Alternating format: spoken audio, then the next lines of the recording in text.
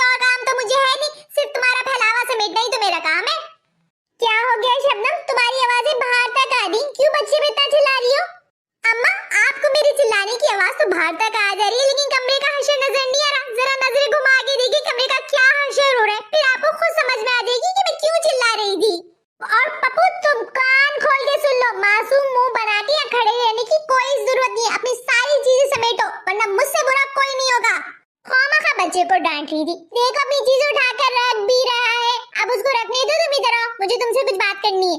अम्मा इतना शरीफ नहीं है वो जितना तुम इसे समझती हो, पूरा दिन फैलाता रहता है, मैं उठाती रहती हूँ, खुद से कभी नहीं उठाता। मैं भी गुस्से में आग बबूला हूँ ना, तो इसे उठा भी रहा, वरना कभी ना उठाए। अब जो भी ये शब्द उठा तो रहे ना, बच्चा है, खेलने कूदने के दिन है, ये नहीं खेलेगा तो क्या तुम और मैं खेलेंगे? वैसे एक बात बताओ, तुम बच्चों से इस तरह बात करती हो? इतनी तेज आवाज में बच्चों से कौन बात करता है? बच्चे डर जाते हैं, सहम जाते हैं, खौफजदा हो जाते हैं, इतना छोटा सा तो दिल होता है इनका।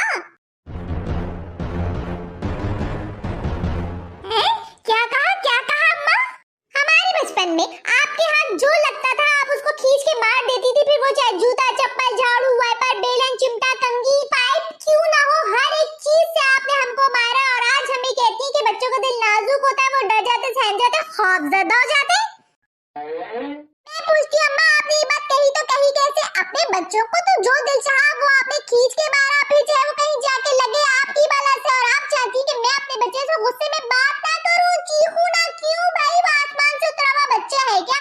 वो बच्चा, हम बच्चे नहीं थे, हमारे सीनों में छोटा सा दिल नहीं था, हम डरते नहीं थे, हम खौफजदा नहीं होते थे, हम सहमते नहीं थे क्या? ये भेदभाव क्यों अम्मा?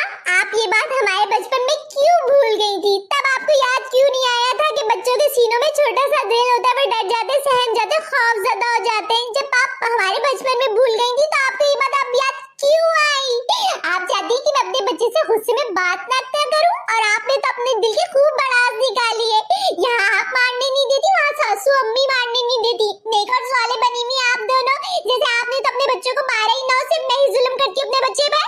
अरे भाई तुम लोग लातों के भूत थे, बातों से नहीं मानने वाले थे, इसलिए लातें ही चलानी पड़ती थी, फिर तुम लोग कहीं जाके कुछ सुनते थे।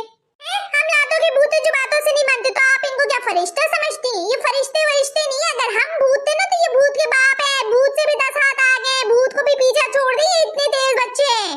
बच्चे तेज नहीं है, आजकल के माँ बाप को बच्चे पालने नहीं आ रहे, खुद मोबाइल से बाहर निकलेंगे तो बच्चों की तरबियत करेंगे ना, बच्चे पालने आते नहीं है, भैंस करवा लो बस इनसे।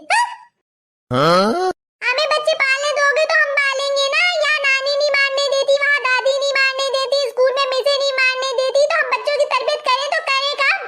आज हमारी अम्मा कहती कि बच्चों को मारो मत, गुस्सा मत करो, यही हमारी अम्मा थी जो हमारे वक्तों में हमारे उस्ताद से जाके कहती थी कि हड्डी हमारा गोश्त आपका, जितना दिल चाहे मारो, हम तो ना मार सकते ना डांट सकते हैं। गलती से कभी डांट लो, मार लो, गुस्सा कर लो तो कभी नानी आंख दिखाती है तो कभी दादी आंख दिखाती है, ये दोनों ना दिखाए तो उस्तादी सिखाने बैठ जाती है कि बच्चे इमोशनली हर्ट हो जाते हैं, मेंटली डिस्टर्ब हो जाते हैं, एहसास कमतरी में चले जाते हैं, इनको सबके सामने कुछ ना कहा करें, अकेले में समझाया करें और आप जनाब से बात किया करें। अरे मैं